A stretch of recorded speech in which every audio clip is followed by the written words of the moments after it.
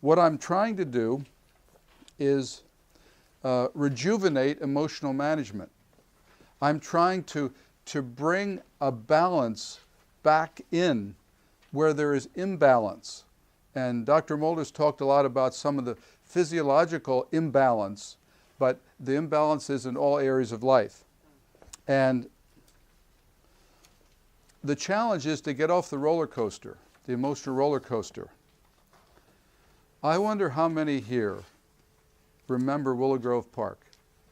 Anybody remember Willow Grove Park? I mean, I lived 5 minutes from Willow Grove Park growing up. And it was the largest amusement park east of the Mississippi. And in its heyday, there were hundreds of buses that would come from all over the East Coast, all over the coast, from even the southern states, they'd come up. Well, they had some roller coasters there. One was the Thunderbolt. The Thunderbolt never turned upside down. That was the fast one. And then there were the Alps. And then there was the 5-cent Scenic. It just through the woods, you know, the 5-cent Scenic.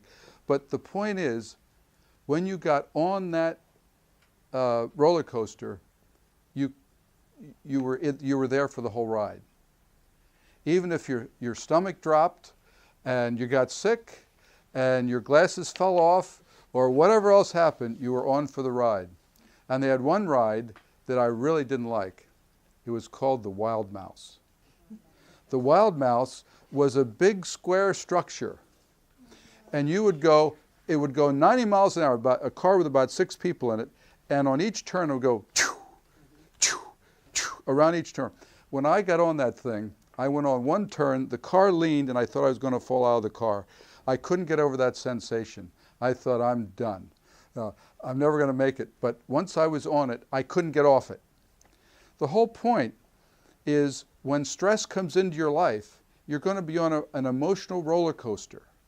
And we're going to try to find some way to help you get off the roller coaster. Now, let me just, I don't know if you can get this over here. I'm going to say there are a couple different aspects to what's going on. We have a rational mind. We have an emotional mind. And we have a spiritual mind. And what we're trying to do is, in this sweet spot, this is wise mind. What we're trying to do is get to a place where things are in balance. And if these are in balance, they'll feed off of each other and bring balance. So I'd like to show you some ways we can work on that balance. My number one, over the years, my number one favorite intervention is deep breathing. And was going to do a demonstration at the end, but I might as well do it now while I'm talking about it. When you're doing deep breathing, you'll be doing a 4x4. Now, the one thing to tell you about deep breathing is it's belly breathing. So if you wonder if you're doing it, I'm about the most unmusical person in the room. In college, they called me One Note Bob. They said I sang one note flat the whole song, you know. So, but if you're a singer, you'll breathe from your diaphragm. We're talking about breathing from your diaphragm. A little bit of what Dr. Mulders told us about with the sympathetic and parasympathetic nervous systems. You're getting from where your foot is on the gas to your foot is on the brake. You're trying to get to parasympathetic, which is the everything is okay nervous system. The sympathetic is the fight-flight. If there was a tank ready to come through that door, we all naturally would be in our sympathetic nervous system. Let's get out of the way. But the problem is when you're in sympathetic all the time, that stresses your body out. And all the things that Dr. Mulders treats and I treat, all of those things happen. Deep breathing is a way to help you shift back because your brain says, cut me a break. This guy is relaxed. He does this when he's sleeping. He's breathing deeply. and the brain thinks he's resting, he's at rest. So you can actually bring your body to more rest by deep breathing. You see it in the Olympics, as you've been watching the Olympics. Many times there's a deep breath before someone participates. It relaxes and focuses.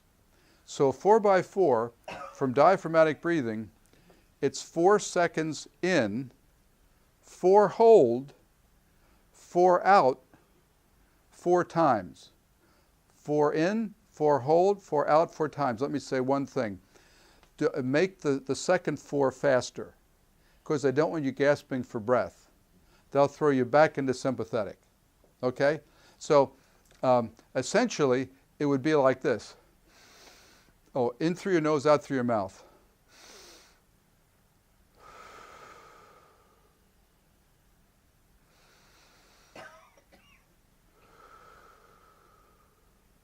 Why don't you try it? Let's do 1 4x4, and I'll count. I can't breathe and count. So I will count, and you breathe, okay? And try to, if you're doing it right, and don't worry about it, you'll get it. Go home, you can practice. But your abdomen should puff out when you're breathing in. Go in when you're breathing out, okay? So let's start. You can open your eyes, close your eyes, whatever's comfortable for you. Okay. 4 in. 1, 2, you're breathing in. 3, 4. 4 hold. 1, 2, 3, 4. 4 out. 1, 2, 3, 4. I hear the breath. I hear you doing it. Good. Breathe in. 1, 2, 3, 4. Hold. 1, 2, 3, 4. Breathe out. 1, 2, 3, 4. Thank you. Progressive muscle relaxation. I'm not going to be able to go through, I said I didn't want to spend too much time on each of these. So progressive muscle relaxation is essentially you're tightening and releasing muscles through your body. The premise is if you tighten the muscle all the way, it'll release more completely. So it's a way, and the muscles are next to the nerves. So it's a way of bringing nervous system relaxation. So you can begin any way you want. Usually it's fists. Tighten your fists and then shake it out. My Tai Chi instructors would say, shake it out, shake it out.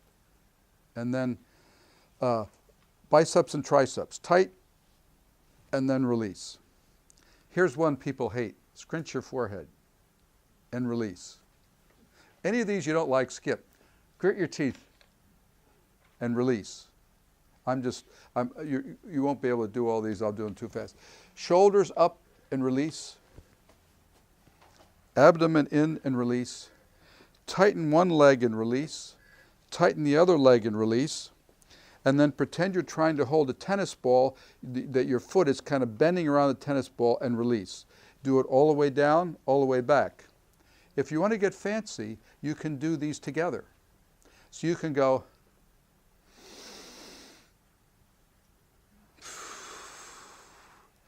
in my doctoral internship, it never occurred to me to do them together. And it was pretty neat. I began, why not? Once you have one of them down, then think about the other one. So you can do a couple things together. Okay, peaceful place. I bet you all have a place you can remember when you were really relaxed. You were laying on the beach. A lot of them are on water. I have a lady, her peaceful place is her art studio. She's an artist. I have another man, man in his 50s, his peaceful place is his mother's smile. When he wants to relax, he thinks of, as a boy, his mother smiling at him. I had a man who drove for SEPTA, and he had to deal with crazy people all day trying to drive the bus. And he loved teaching Sunday school. And he pictured himself teaching kids. So if you have something that was a very peaceful place, picture yourself in doing that thing. Like if you're on the beach, it's 4th Street Beach in Ocean City.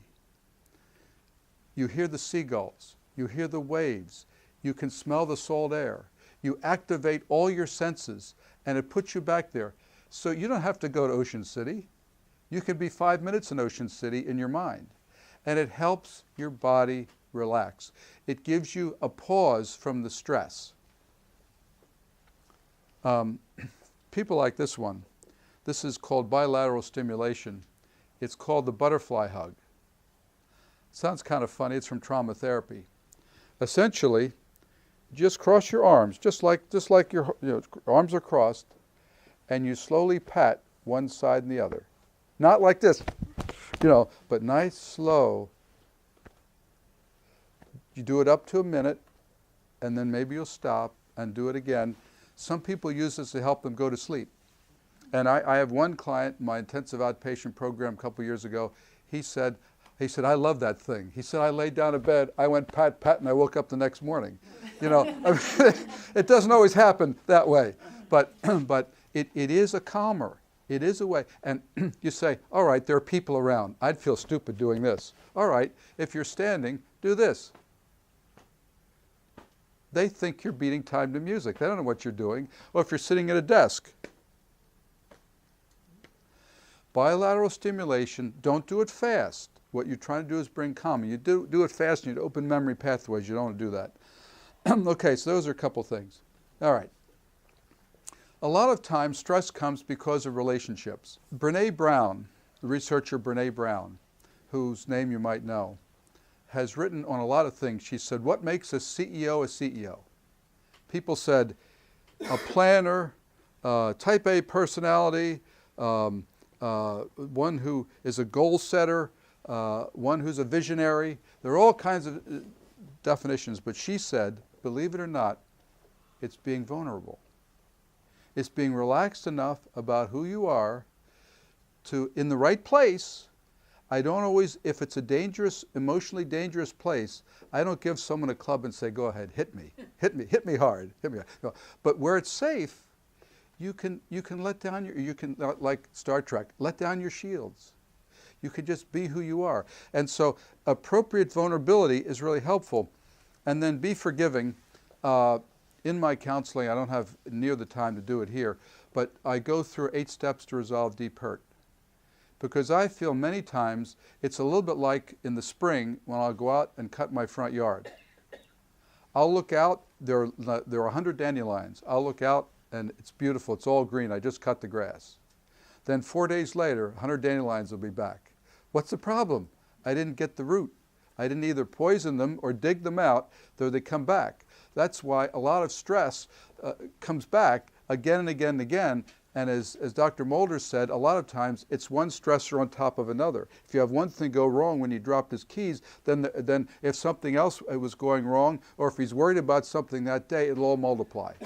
So that's something that we can work through, be forgiving, and then be loving. And I would say in relationship, use love talk, L-U-V-E. L is listen. Listen reflectively. In counseling, I go through all of this. How do you listen reflectively? It's called imago therapy. Reflect back what you just heard the other person say, because what we typically do when this person says something, this person is already preparing his defense. So he misses half of what this person said. Do you know that 70% of all conflicts could be solved by listening? I don't know, researchers say that. I don't know how they found it out, but that's what they say. So listen reflectively, understand rather than reading a mind. When have you been frustrated recently when someone finished your sentence for you? Oh, that's frustrating. So it's instead, try to understand. The person is important. You try to understand them, and then validate. To validate someone is not necessarily to agree with them, but to validate someone is to say, I get it. You're upset. You're angry. You matter to me. It's important. I got it. I got it that you're angry. It's different than my mother-in-law. When my brothers-in-law were little kids, she'd say, stop crying. I'll give you something to cry about. That's invalidating. You have nothing to cry about, so I'll give you something to cry about. So validation, and then empathize rather than sympathize. Sympathize is, you poor little stupid kid. That's too bad. I'm sympathizing with you. Empathize is entering their world. And enter somebody else's world without losing who you are. Dr. Mulders talked about the sense of self. You keep your sense of self and move into somebody else's world. Okay. Explore the past. Identify traumas. In the past, there are, we all have many traumas. I mean, one of the things that's affected me through my life is that I was born placenta previa and almost died in childbirth, as my mother almost died. And I was in an incubator for 2 months. And I had my baby pictures, transfusion marks. My father looked at me in the incubator and he said, "Who is that ours? It looks like a plucked chicken," you know. But I survived. But that printed on my brain. And surprisingly enough, anxiety has been the main thing I've had to deal with through my life. It was a past trauma. So there are all kinds of traumas. Identify the trauma. Identify the past that was shaped. Realize that the past is shaped by the trauma. And then you try to see oneself differently. And there's a therapy that I use that's called EMDR, eye movement desensitization and reprocessing. So it's a way of helping the person identify the trauma in a very short period of time, relive the trauma, but then to see it differently. I often explain it this way. It's like you're looking at a cartoon, and under one caption, the caption says victim. So you see yourself, something had happened to you, you're a victim. In EMDR, which in bilateral stimulation, if you do it quickly, it opens memory pathways. So you open the memory pathway, and what happens here then is the person then begins to work through their pain and come to the place where they can see themselves differently. You see yourself differently, and then you can put a different caption under the cartoon. Instead of victim, it's survivor. And it's a way to and what happens if you have a paper that's sticking out of a file folder and you can't shut the drawer, it's a way in your brain of turning it and filing it away. Once it's in the file folder, you can shut the drawer and live your life in the present. So this deals with a lot of the past stuff. Exercise. Physical therapist said to me, just tell your patients to move more.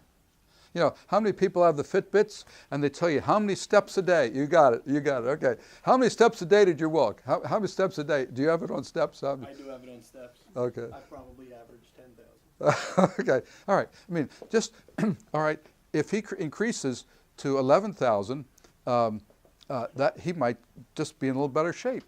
Or I was talking to my chiropractor recently. He said, run up and down the steps a little bit. He said, that's real good exercise. Well, that's good. We're in a 2-story house. I can run up and down the steps a lot. You know, move more. Stretching, obviously, as we age, we get less flexible. As we age, we don't, our balance tends to be a little less sure. So one thing you can work on is balancing. Here we have Tai Chi or Qigong, or some of the martial arts or yoga. Some of these things can help you with the balance and with stretching, or just some stretching exercises. And then I was reading recently about aerobic exercise, high intensity interval training. This seems to be the hot thing now in exercise. And that's stress yourself and then more relaxed exercise. Stress yourself and more relaxed exercise. If you exercise that way, they say maybe a 10-minute workout can equal 45 minutes of moderate exercise.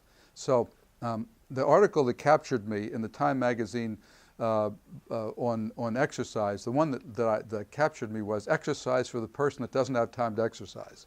So I thought I'd have to look at that one. Okay. Environment. A lot of times our environment produces stress. And Andrew Carnegie, a great steel magnate in the late 1800s, said to his employees, wanting to make more money, these guys were into big money, Rockefeller, Carnegie, guys like that, he offered $10,000 to the person who would come up with an idea that would improve the steel industry and make him more money. The man that came up, and 10,000 in today's money would be about $1 million. So this is big money. The man that came up with an idea, can you imagine what he came up with? He said, every worker on the way in the factory should get a piece of paper and a pencil. And he said they are to write down 3 things that they need to accomplish that day in the factory. And they said once they have the 3 things written down, he said put them in priority.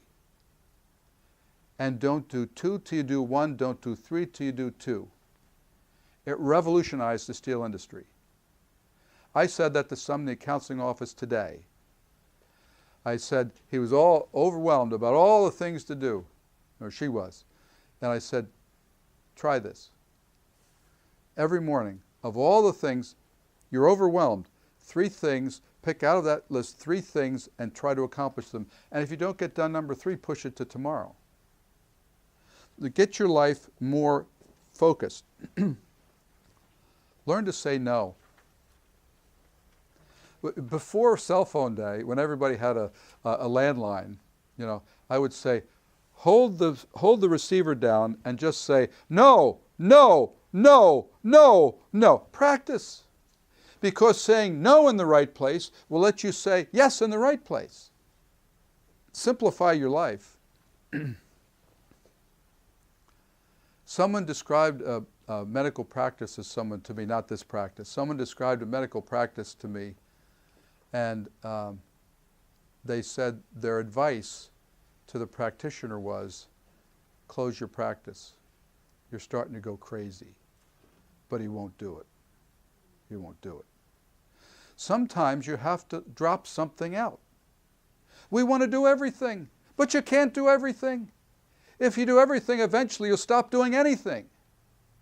We have to learn to say no and simplify our lives.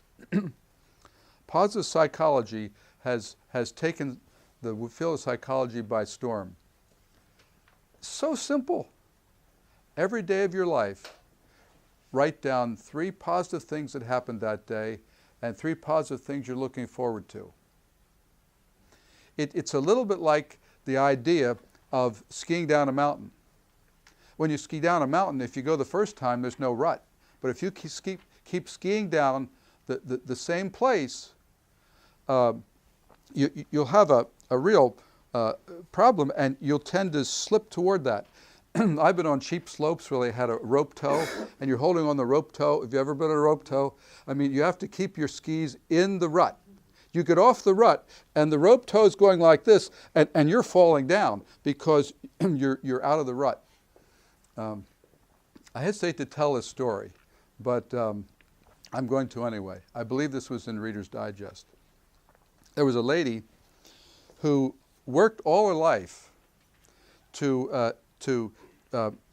not all her life, but a good number of hours on this day at skiing, and she finally made it to the top of the moderately high slope. She was so happy for accomplishment, but it took her so long to get up there. She had to go to the bathroom. Now, this was great stress because she thought, I don't know even how to get down there. I'm going to kill myself getting down there, and then I want to get back up here.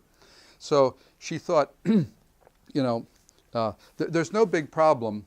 I'll just go behind. There was nobody around. It was isolated. She went behind some bushes on a tree. The problem was, she wasn't a very good skier, and she hadn't learned exactly some things, and she turned a little bit toward the hill, not realizing it. So she started skiing down the mountain.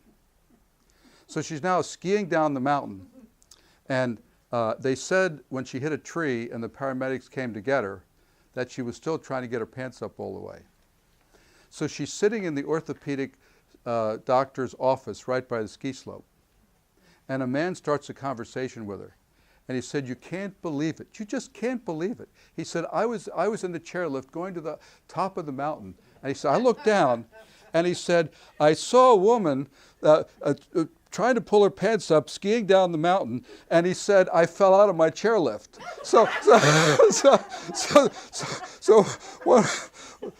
One had a broken leg and one had a broken arm, But I mean, so anyway, you want a positive rut in your brain. You don't want a negative rut.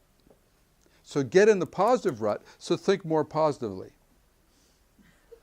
So emotion regulation skills, hey, this is pretty simple. I mean, it's kind of common sense. Balance what you can balance. Balance what you can balance. What can you balance? Eating, sleeping, exercise. You know, we talk in this office, we talk a lot about a plant-based diet.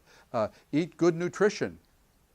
Eat good, if you're eating meat, eat good quality, free range, and wild Alaskan salmon and stuff like that. Balance your diet. You balance your diet, and sleeping, boy, we don't sleep much. No wonder we're so nervous, and you know, I don't know what the average is, but on each coast, we don't sleep very little. I think in Central America, is the central part of our country, we sleep a little bit more, and we don't get exercise. So balance your sleep, eating, exercise. If you have a physical problem, see Dr. Mulders. I mean, take care of your physical needs, and then stay off mood-altering drugs, because that throws everything off. You know, obviously, recreational drugs, and you never know what's in the recreational drug and all that. And then do a mastery activity. What do you like to do? What was it, Rosie Greer used to like to knit? You know, whatever, what do you like to do? Do something you like to do that makes you feel a little bit of mastery. So maybe your whole world is out of control. But these 10 minutes, I'm doing a crossword puzzle, and I like crossword puzzles, and I'm good at crossword puzzles. My mother did word searches all the time. Boy, those word searches really. Find a mastery activity. Bring something into control a little bit. Mental focus. Thought stopping. Thought stopping and mindfulness are two ways of dealing with alien thoughts that are coming into your mind. Thought stopping is more the direct approach. Mindfulness is more kind of the indirect approach. So thought stopping, I describe it like this, and in counseling I go into a lot more detail, but let's say I had a rubber band around my wrist, not tight so that it's cutting off circulation, nor too loose that it's catching on things, but just a rubber band. And people say, well, what people think I'm odd if I have a rubber band on my wrist. If they ever ask you, what's that around your wrist? That's a rubber band. You never know when you might need one. You've got one. Good. That's good. Yeah. You just snap it. Okay. The first stage in thought stopping is snap. Now it's not like this. I'm not trying to put a hole through my wrist. Snap, but just a little snap, because it sends a little to your nerves. Your nerves don't like it. It hurts just a little bit. So it goes up to your brain, and your brain says, ouch, I don't like that. It makes a negative association with the thought you don't want to think.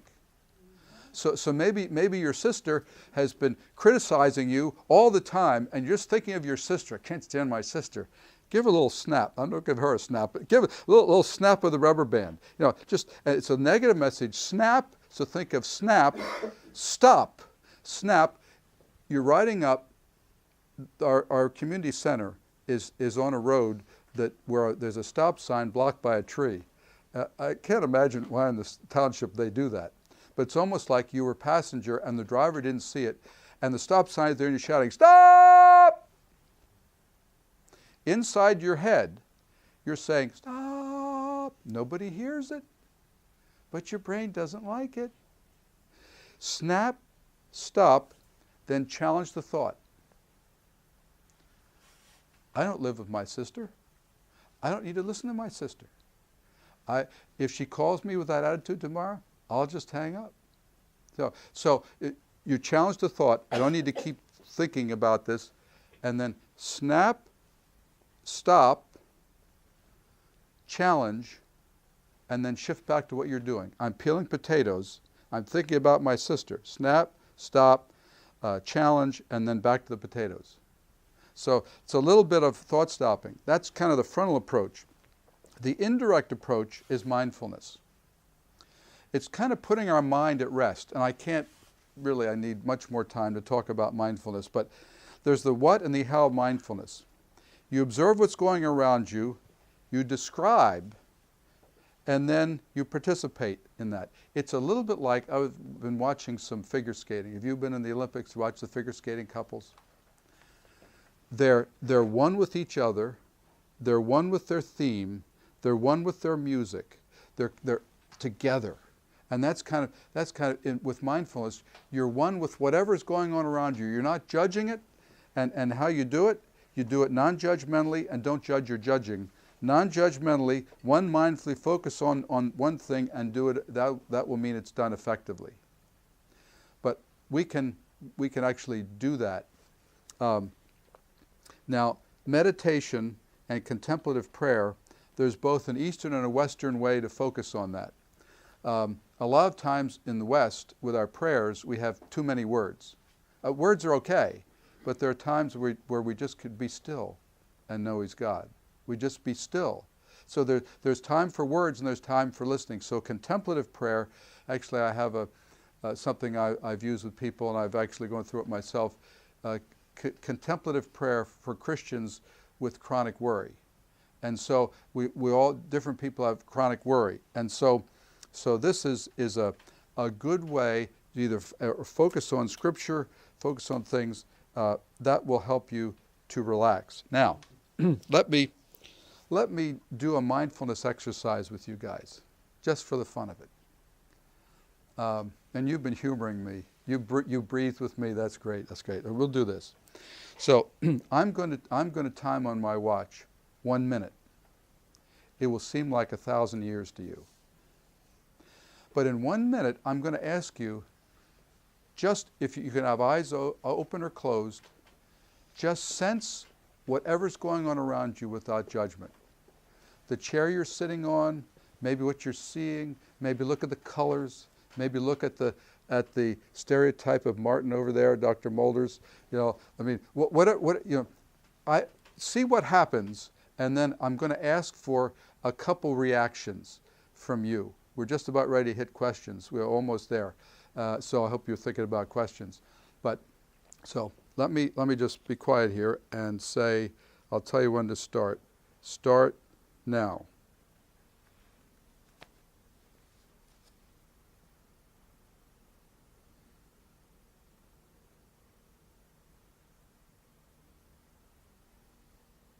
That's a minute. What was that like to you? Any reactions? Anybody want to give me any reactions about? Relaxing. Okay. Peace. Isn't it amazing? 1 minute. 1 minute of silence. And it's because our world bombards us all the time. Talk about stress. Okay. It was relaxing. Anything else? And I was listening to the sounds. Like, I don't know if it's the heating system. Absolutely. Yes, I was too. Yep. Mm-hmm. It was just like music. Yep. Yep. Yep. Mm-hmm.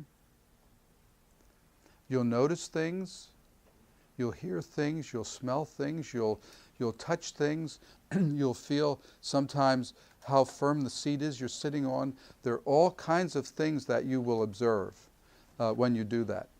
Okay, that's just a little tiny exercise. Now,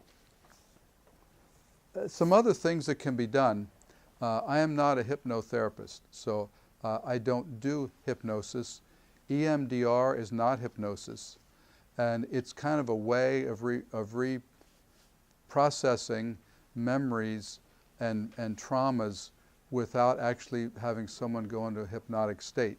There are some people that are kind of afraid of that, but I had a friend, I think he's still doing it in this area, he's a hypnotherapist, so that can sometimes help someone process some issues. Biofeedback, there are some, I think some of that's done in this office, and there are some people that really specialize in you actually by certain interventions, breathing and other things, you can actually lower your blood pressure, and there are various things that you can do in that area. One thing we definitely offer in this office is neurofeedback. I mentioned massage also. I don't know, maybe one day we'll get a masseuse in here or something. I think you have had one.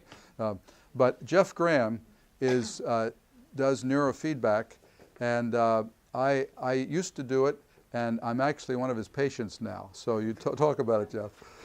Good evening. Neurofeedback is a very sophisticated but very effective way to retrain brains back into balance. Stresses, disease, just life, injuries, pull the brain out of balance. What we do is a very brief recording of brain activity to measure what areas of the brain are operating too fast, what areas are operating too slowly, what areas are operating just right. We compare that against a huge database of over 250,000 maps from people all over the world to find out how that particular person's brain is operating based on these thousands of maps of human beings and where they should be, where researchers have discovered they should be. Once we find that out, the map tells us what to do, what brain waves we want to train up, what brain waves we want to train down, and where. So a person comes in for a half hour twice a week. We hook you up to a computer. We never put anything in. All this stuff is just recording brainwave activity that's there. We feed the brain waves through a very sophisticated computer while the person is just watching a movie or listening to music. And just like telling your kids you can't watch TV if you don't do your homework, when the brain's off track, the movie or music is faded out. Just like that's a reward for the brain doing it right. When the brain does it wrong, movie or music disappears. That's uncomfortable. The brain very quickly, because the brain is an amazing piece of learning machinery, learns how to return its patterns back to balance, and symptoms resolve. Some of the things that can happen is lower stress. People sleep better. They're more alert. They can perform tasks better. In my case, one day I walked out of here and I thought, I didn't get new glasses. Why are the colors so bright? And then I'd always had trouble playing baseball on my son and stepson's PlayStation because I couldn't figure out on a two-dimensional screen when to hit that button to time swing. I haven't had trouble since. Those kinds of things happen. I got up one morning, never liked that you're tired and you're trying to get everything ready. All of a sudden, wouldn't you know, the eggs, the coffee, the bacon, and everything's done at once. That always drove me nuts. I know it drives a lot of people nuts. And the first morning I did all that, put it on the table, everything was fine. I thought, wow, that was different. So being able to function closer to our optimal level is really important. And this very simple piece of technology, you come in for a half hour, relax, take a break out of your day, train your brain. And see Dr.Moore, Dr. Mulders, they can evaluate everything when the appropriate time is to do that. But I highly recommend it. Astronauts and SEALs have to do it before missions. I guarantee you the people were doing it before they went to the Olympics to get their brains balanced.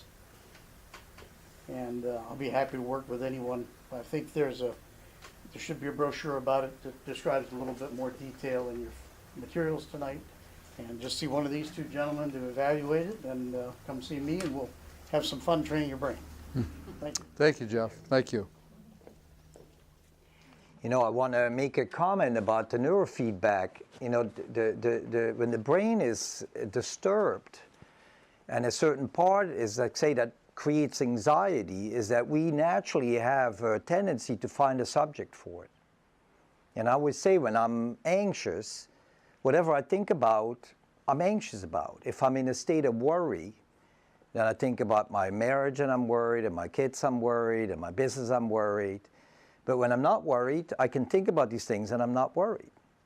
And we get caught and we get lost sometimes in the content of things. Yeah? And I always use, now that my wife is not here, I can say that. Yeah. And I remember in our early years of marriage, there was always 1 week, a month, there were always problems. And then, the menstrual period started and the problems were gone. And it had to do with the inner condition of the body. And we have the same thing with our brain. The brain is in a certain state, and the nice thing about neurofeedback that can actually calm things down or upregulates things, and suddenly you find that you don't worry as much. I actually believe that 10 years from now, this should be and will be standard of care for ADD, anxiety, and not drugs. Because the drugs are very rudimentary. But this is such sophisticated technology that it can really very individual, adapt and retrain the brain. So if you have later on questions when Dr. Moore is ready. Essentially, what Jeff was doing for me was, simply, he said the left side of my brain was working too slowly and the right side was working too much. So he's down-regulating the right side and up-regulating the left side, so there's brain synchrony, brain balance, and that way you can face things better, like Dr. Mulder said. That's specifically in me what he was working on with me. There is an open phone hour here, which I think you have that slide, so you see that. You probably know this if you're a patient of Dr. Mulder's. Call him between Monday and Thursday. You see the time 7 to 7:30. And my time is, at this point, it's Tuesdays. That might expand at some point, but Tuesdays 8 to 8:30. So they are call-in times. So you might have questions that you don't have a chance to ask tonight, or you want to talk through something, and we can give you a little snippet, and then maybe in a session later in the day, another time, we can get into more depth there.